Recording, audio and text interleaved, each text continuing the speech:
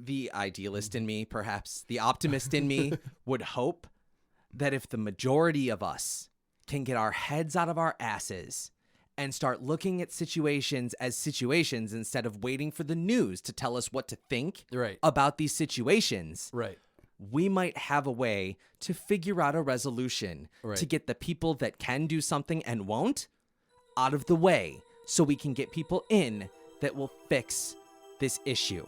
Otherwise, we're all gonna die real soon.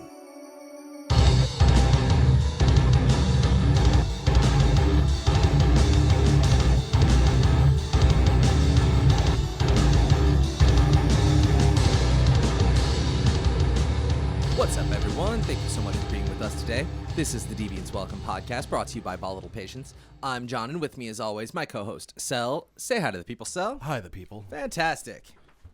How you doing today, Sel? I'm not a quadrillionaire.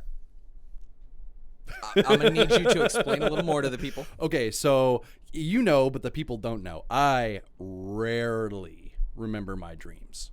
It is almost a non-thing. I do not remember my dreams hardly ever. But last night, I had a dream that I remembered. And in my dream, one of the stocks that I'm invested in went on this crazy ramp up, and I panic sold because I didn't know how long this crazy run-up activity was going to last. I sold 3 of that stock. I remember that very specifically in the dream. I sold 3 of them. And the selling of those 3 shares made me a quadrillionaire. When I looked at the payout, there were that many commas. And of course, it's a dream. I don't question that. Of course. Right? But then I woke up, and I was in that liminal space where you just woke up and you have to check to make sure the dream isn't real. Mm-hmm. And I opened my phone, and no, I am definitely not a quadrillionaire. Sad day. So we are not quitting the day jobs today. So we are here today doing the podcast because I am not a quadrillionaire. I feel like we'd still be doing the podcast if you were a quadrillionaire. We'd just be doing it more often, probably. We'd probably just do it on Monday. There you go. Well, that sucks. But, you know, maybe that dream is trying to tell you something that maybe you should be prepared for one of those crazy things. Like, maybe you should just, like, identify your top 3 stocks right now. I don't know how many you have, but maybe you should identify them now and be watching just to be ready. I'm stock watching as much as I can anyway. Of course.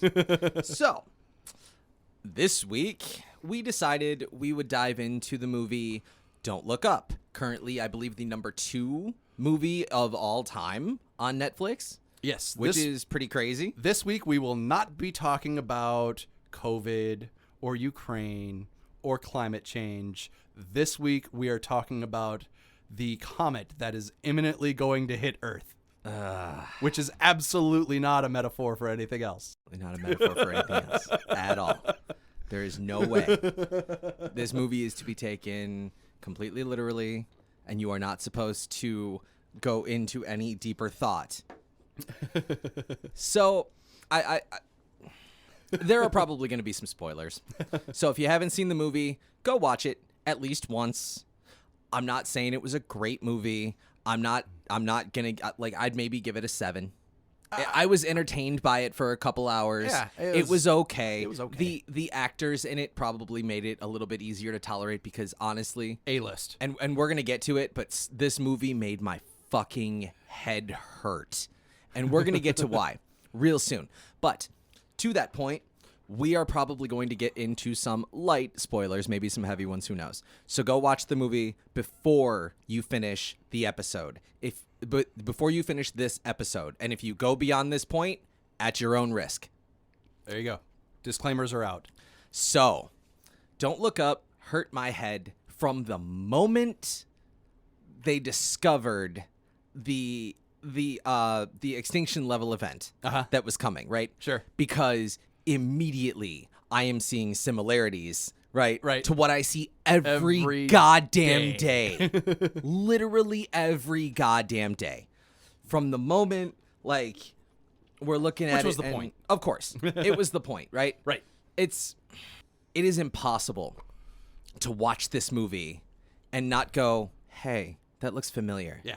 Right? Yeah. Because it's definitely, it's supposed to be satire, Yeah. but it is at best thinly veiled. Right. At best thinly, and we're talking like sheer Right. veil. Like you can barely see veil at all. They were basically like, it seemed to me that they were doing just enough to not get sued. Right. Right. And no further.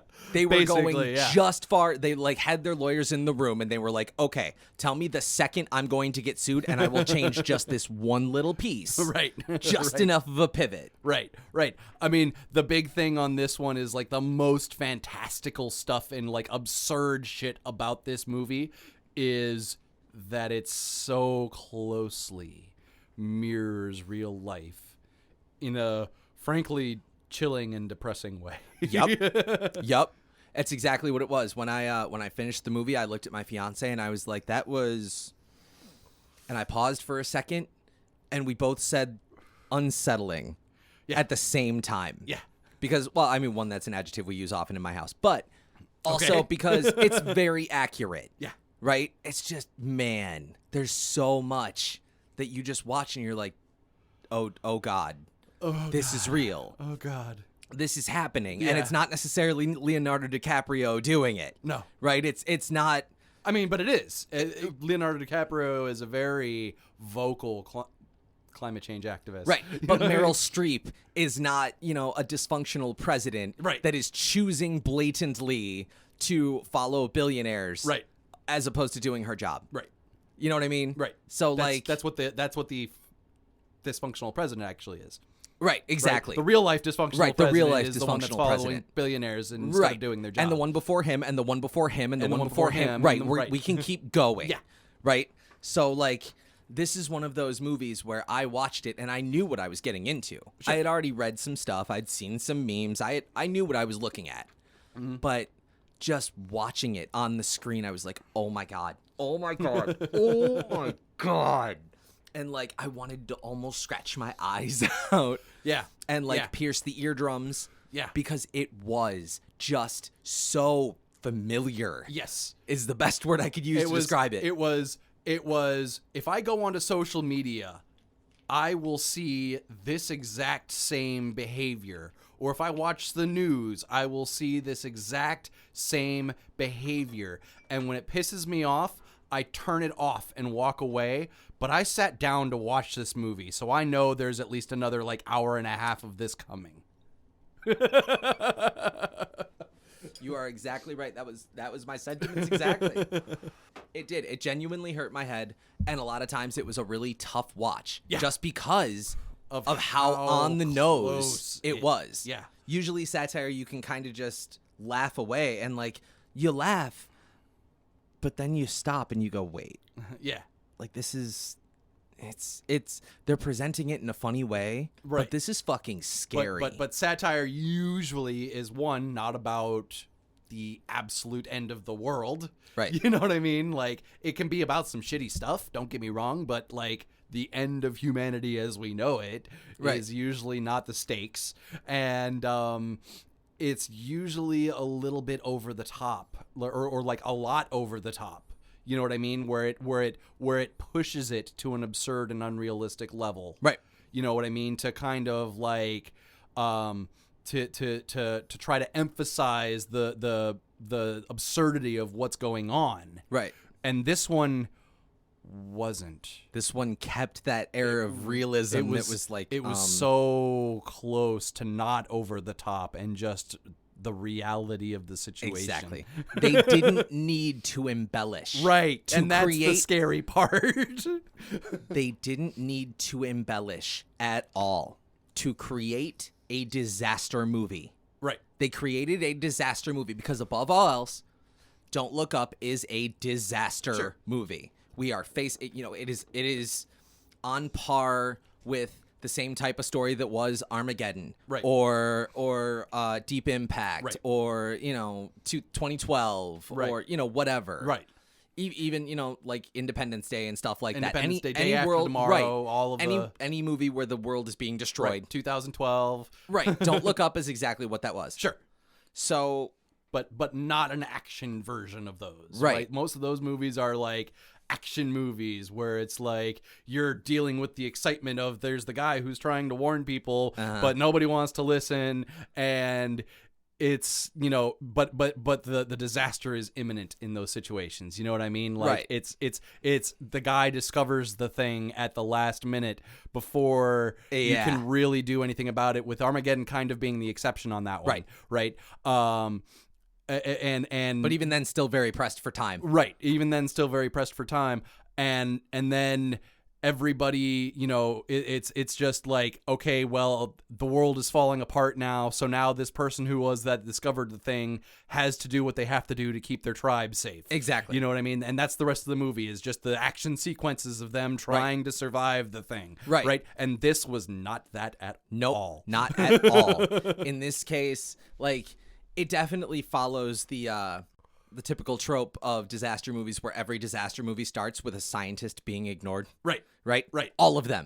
Name me a single one that doesn't have that. I'm gonna call you a fucking liar. I'm really not going to try to hurt my brain that much to find the one. Right. Because I don't know if I've even watched it, if it exists. Right. Some independent filmmaker probably made one just to deviate from the rule. Sure, right.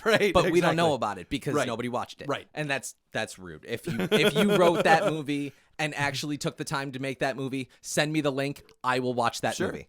And I will review it on the podcast. Sure. Okay? I have no problem. I'd be down. But it definitely follows that trope. And the thing that makes this one scary is it's not the time frame. It's not the race against time, because we discover this with more than enough time to do something about, presumably. Right. If nobody was being ignored, if nobody was being ignored, and if action was taken immediately, there would have been enough time. Right. To at least try something. Right. But and that's what it is. This movie really centers around the dysfunctionality of society as a whole. Right. Like politics for sure, but society as a whole. Right. This was us looking at our imminent doom. Right. And being like, cat video. You know what I mean? Right. And it was, and it goes all the way up the board. Yep. You know, you got a president that's like, midterms, we'll wait. Yeah. You know what I mean? And it's like, oh my God, guys. I heard, I don't remember exactly which, I think it was the senator from Arizona or something like that like posted about how everybody should watch this movie, and someone commented was like, dude, you realize this is you, right? And that's exactly what it is. All this stuff, like, you're right. The time frame is usually what makes it scary. This was the way it was handled making it scary, and the fact that you can look at these characters, this all-star cast of characters, they were all great. All of them were great. But you look at this cast of characters and you're like, oh my God, this is this person from real life. This is this person from real life. Right? Yeah. This is this person from real life. And obviously this movie is very slanted in one perceived side of the political spectrum. Yeah. Right. Reality. Definitely, right. Well, sorry, but that's the point. and I want to touch on that a little bit later too. But you can look at this movie and you go through it and you're like, oh my God, like, guys, this is, you said it earlier. You can see this on social media right fucking now. Yep. Because whether you want to believe it or not, we have shit coming our direction, right? No, it's already here. It's not even coming in the direction. It's already here. It's on top of us in one way or another. You know what I mean? And that makes me guilty, because I'm talking about how it's not already here because we still have like 7 years or something like that left. Well, that's for the climate side of it, but like this, and this movie was designed with the climate change shit in mind. Yeah. But we have COVID on top of us, and the shit is still happening. Right. You know what I mean? Like whatever mobilization that we ought to be doing to try and contain this virus before it fucking mutates into like an even worse strain that's going to kill us, instead of letting it flow around to have the time to mutate into that strain. Right. Like, this has the potential to be like Black Plague level shit with the way it mutates. Of course. Right? It has that potential, and nobody is doing like, okay, Omicron's safe. Cool, we dodged a bullet, but now we're not doing fuck all. Right. We're talking about getting back to everything. Brand new high peaks of people in the hospitals, deaths per day, new infections per day. It's right on top of us right now, and we're not doing fuck all about it. But that's fake news, Sal. Oh, fuck right? off. Isn't that fake news? Fuck off. But aren't they just trying to scare us all? Aren't they just trying to gain control, I mean, Sal? honestly, how do you know that what you're seeing is true? What I really appreciate about that whole mentality is that those are the people who are dying the most. Right? There is that. Like at least at the end of all of this, like, their political power is going to be massively reduced just by virtue of the fact that their fucking stupidity killed them. Right? And that's, and you know what? The people who are going to be, who aren't that dumb, who are still susceptible to that death, and they're going to get hit in the fallout of this. Yes, that absolutely and totally terribly sucks. And I'm not happy about that. But you know what? Like, at this point, like, what else have we got? At this point, you are Jennifer Lawrence. Right. Grasping for straws. Right, exactly. Because it has just been beaten out of you because you see half the country in this movie, Don't Look Up, half the country is listening to a certain bias. Right. And everything is fake news, and I don't need to look this up on my own because this news network already told me what to think. Right. And we're going to delve into that. You know, I think a lot of this issue is we are spending far too much time as a society, as an individual, I'm sorry, not even as a society, as individual people, we are spending far too much time trusting what the people in the picture box say instead of, going beyond and looking, just beyond the one network that tells us what we like so far. So we're going to listen to that lean because you're not paying attention to the fact that those are biased. That's biased opinion. And there's a sportscaster that is in Detroit. The other side is, I'm sorry, but the other side is also biased opinion because half the time, like when it comes down to science reporting is shit. I'm sorry, carry on. There's a sportscaster in Detroit. His name is Rico Beard. He works on the afternoon show that I listen to all the time. And I'm going to paraphrase a quote that he said because I like it. It makes a lot of sense. He says, if you watch the news and come away with an opinion, you didn't watch the news. You watched, and that's where his quote is, his paraphrasing is stopped. But it makes sense to me because if you're doing that, you're not watching the news. Right. You're not getting the news. You're getting an editorial. Right. Right, which is, by definition, an opinion piece. Sure. So, like, you've got these people that only watch Fox News. It's like, great, okay, you're getting some fact, right? Enough fact occasionally that you can build something off of. But beyond that, you are getting nothing but spin. I'm going to push back with you on that one in the sense of there was a study that had been done on Fox News viewers and relative levels of knowledge about what's going on in the world. And the end result was Fox News viewers were more misinformed about what is going on in the world than people who consume absolutely no media whatsoever. For all fairness, do you have, yes or no, do you have a source on that information? I will find the source on that information. It was a pretty popular study. Okay, because I'd like to know who did that study. Okay. But and you know what? You're going to make the same point about, I don't know if it's necessarily the exact same findings for CNN, but CNN is no different. Right. See, they've got their own bias that's wrapping you up into the establishment just as much as everything else, and the other side of the establishment ain't doing shit either. Exactly, and that's the problem, is you've got people that only watch CNN, and you've got people that only watch Fox News, and they're getting just enough of a story to make, just enough fact. So, in this case, I'm saying, an airport was bombed in Afghanistan, right? Sure. So both networks are going to start their headline with something like bombed in Afghanistan. Right. Right. But then this one is going to say Biden fails dealing with, right? Or Trumpers, help aid Afghanistan bombing an airport on the other side. You see what I'm saying? Sure. But Sure. You're only getting enough facts so they can create the opinion on the thing. Right. So, like, I wish, I could propose an experiment to everybody. And from now on, it doesn't make it perfect. My idea of what I do, especially for this podcast, is not perfect. But I feel like if everybody could take 5 or 10 minutes, right?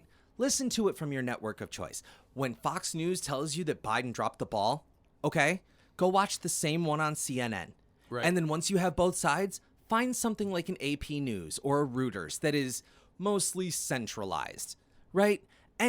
Or something, NPR, whatever you can find that looks a little bit more central on the political spectrum. Sure. And then from those three articles, you get my point though. Sure. A little more moderate, I guess. A little less biased even would be great.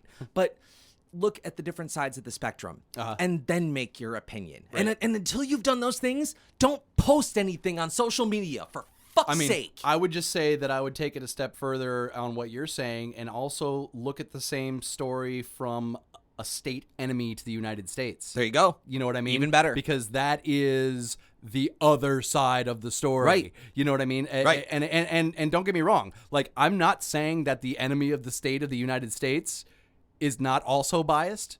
It is also very much biased in its own favor too. Right. Right. But at the same time, like, that is the full range. Absolutely. Of opinion that you're going to get on that one. I don't know how much exactly they are an enemy of the United States. You would know foreign relations better than me.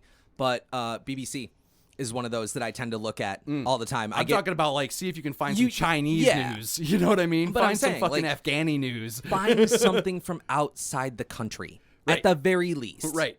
I mean, yes, BBC is definitely way more neutral on that ground. You could absolutely take it to the extreme of finding the enemy, and I think that's a good point. Yeah. It's one that I haven't really considered, mostly because I can't read Chinese. But, right. But, I mean, it's something I didn't think of. Right. Because, I immediately went there. Sure. But yeah, that's definitely something you could do. The idea here is that you look beyond your chosen network and really do that. Right. Not just say, oh, I listen to multiple networks. No, dude. Listening to Hannity and then listening to Tucker Carlson does not mean you listen to multiple fucking news shows. Well, I also listen to Alex Jones. Right. I mean, it's the same thing on both sides. Yes, I pick on the Republicans more than I don't, but it happens on both sides. Sure. Well, right, because there's one side that's absolutely absurd, and then there's the other one that's boring. Right. But you're still getting, everywhere you look, you're getting the spin. Right. So, yeah, people are like, oh, you can't trust the media. It's like, no, you need to do your fucking job.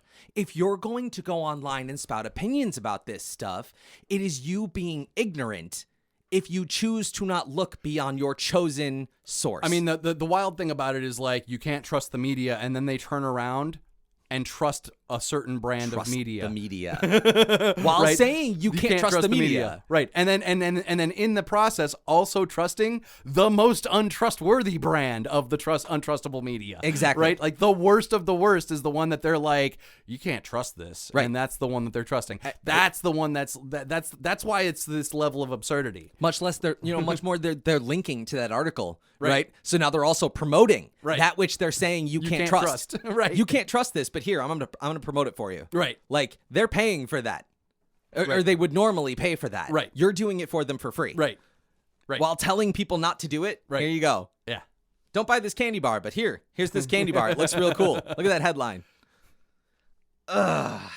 And I mean, even stuff like, I saw just the other day that the Chinese Fusion, is it Fusion?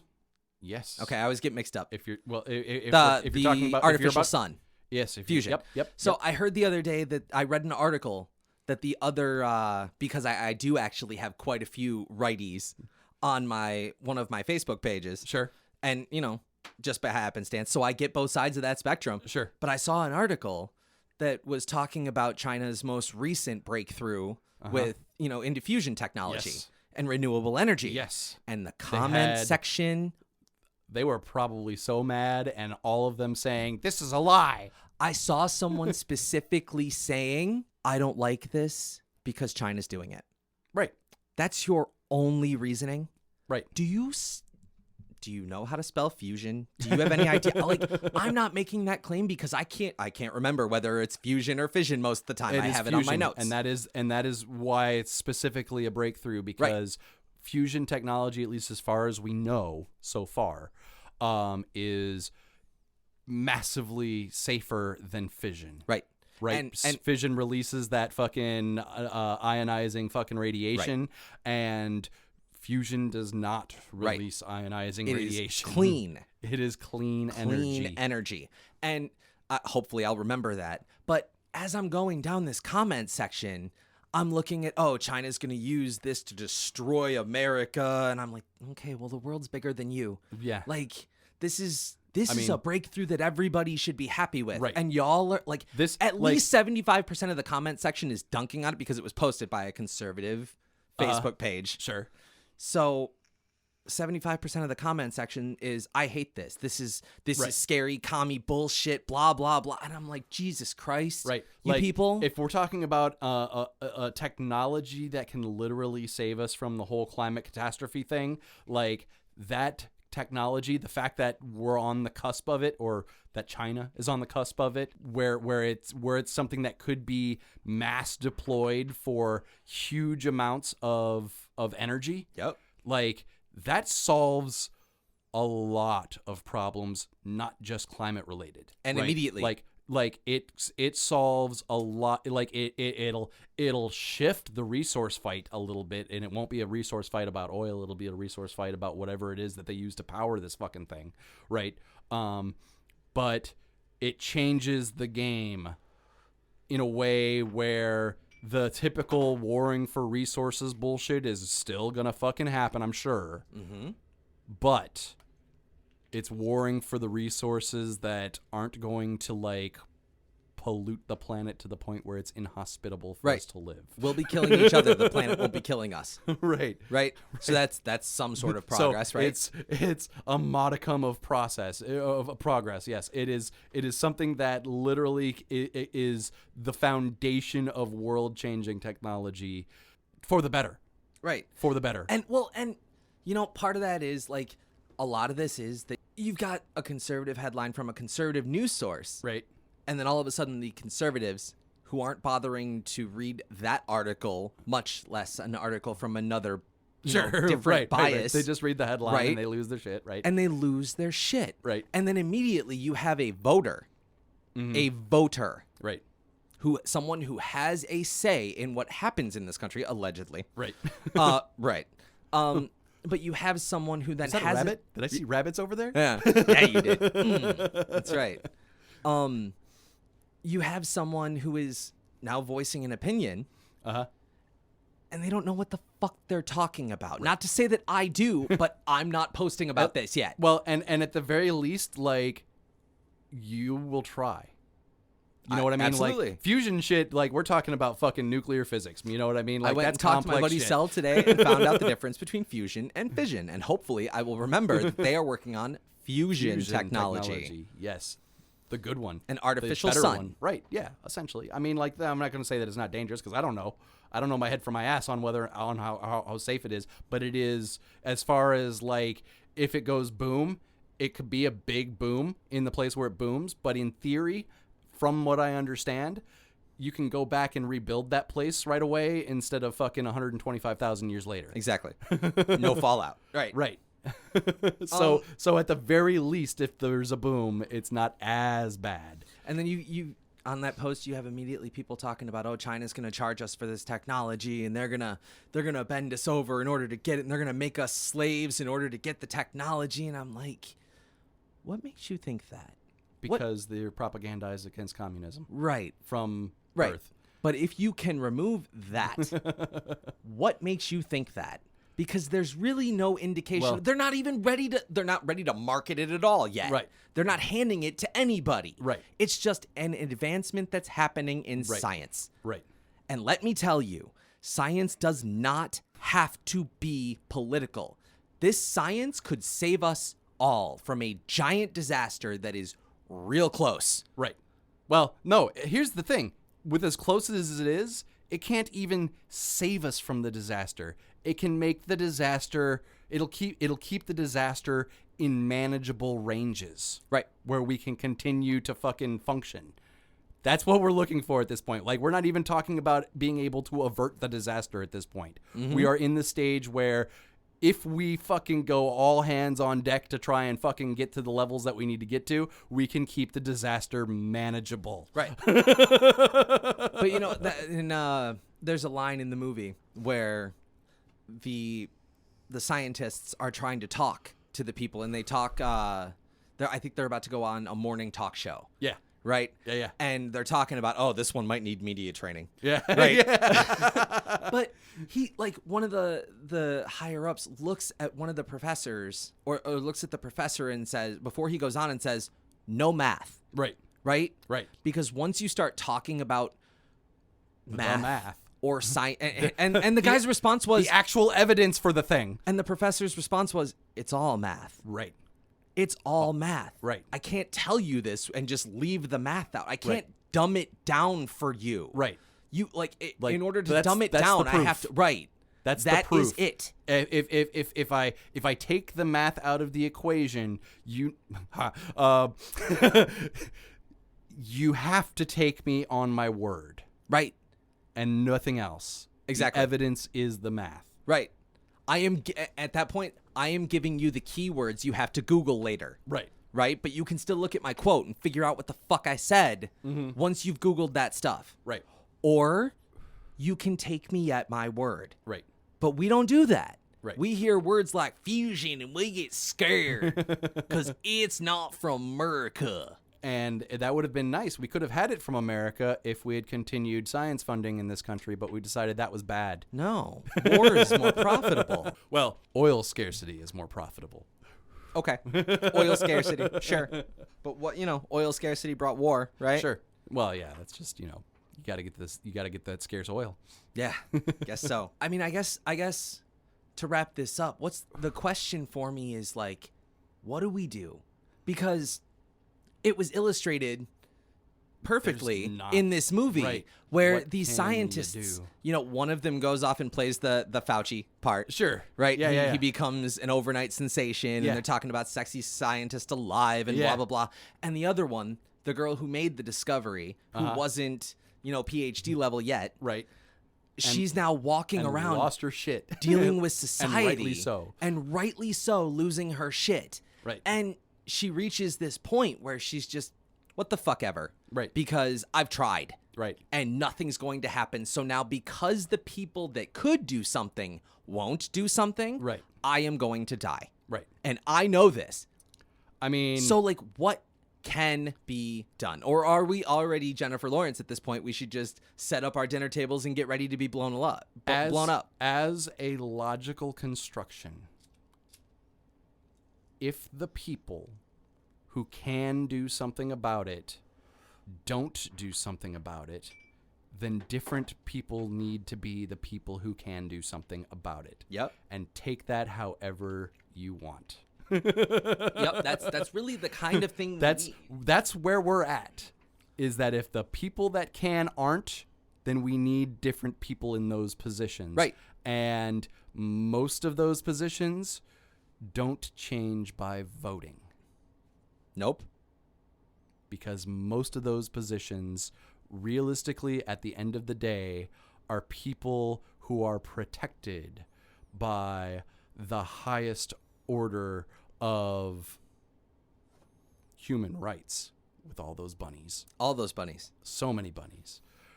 Human rights, that is the right to private property. Did you happen to notice the at the very end of the movie, the cylinder or the ship that takes the billionaire and all his billionaire friends to safety? Uh-huh. Did you happen to notice the shape of that ship and a correlation to a real life instance? No. No? Point it out for me, because I kind of remember. All right, I will just lay it out for you. Did you notice that the ship was awfully phallic? I mean, that's just how spaceships are. I don't think that was exactly by accident. Okay. Because if you recall correctly, Jeff Bezos has a very phallic type ship as well. Okay. So I think that was yet another less than thinly veiled shot. Okay. I mean, probably. But yeah, like, the people who could do something aren't. Some way, one way or another, preferably not You know, we're not promoting violence. We're not promoting anarchy here. I mean, we're not advocating that anyway. It like we're in any way that we are sort of or organizing. right. Okay, we are not under any circumstances telling you to go out and hurt people, but something needs to be done. And the idealist in me, perhaps the optimist in me, would hope that if the majority of us can get our heads out of our asses and start looking at situations as situations instead of waiting for the news to tell us what to think Right. about these situations, Right. we might have a way to figure out a resolution Right. to get the people that can do something and won't out of the way so we can get people in that will fix this issue. Otherwise, we're all going to die real soon. Yep. And look at your kids. That's what I do. I look at my kids and thought, damn, I need to get into politics. Look at your kids and realize that their kids aren't going to be there. Right. Get your get ready for your family dinners. That's really what it comes down to. And that's a scary, sobering thought. As far as the movie, everybody should watch it once. Yeah. I think everybody should watch it once. I wish it were a little less left-leaning. Like, only because you're not going to get Republicans to watch that movie. They're going to watch the first 10 minutes and be like, nope. Right. Yeah. They're making fun of my president. Right. Right? Right. I wish they would have gone both ways because both sides do the same fucking thing, just in different ways. That was the thing. Meryl Streep had pictures of Bill and Hillary on her desk. Yeah? Yeah. Okay. So like there was definitely like some like subtle nudges towards, yes, she's playing the bombastic idiot just to kind of like dunk on Trump because of like her history with Trump. Right. Right. But like there were some nudges and some hints towards, no, really, this is both sides. Yeah. Both sides are completely ineffective and refuse to do what needs to be done to make these things workable. You're not wrong.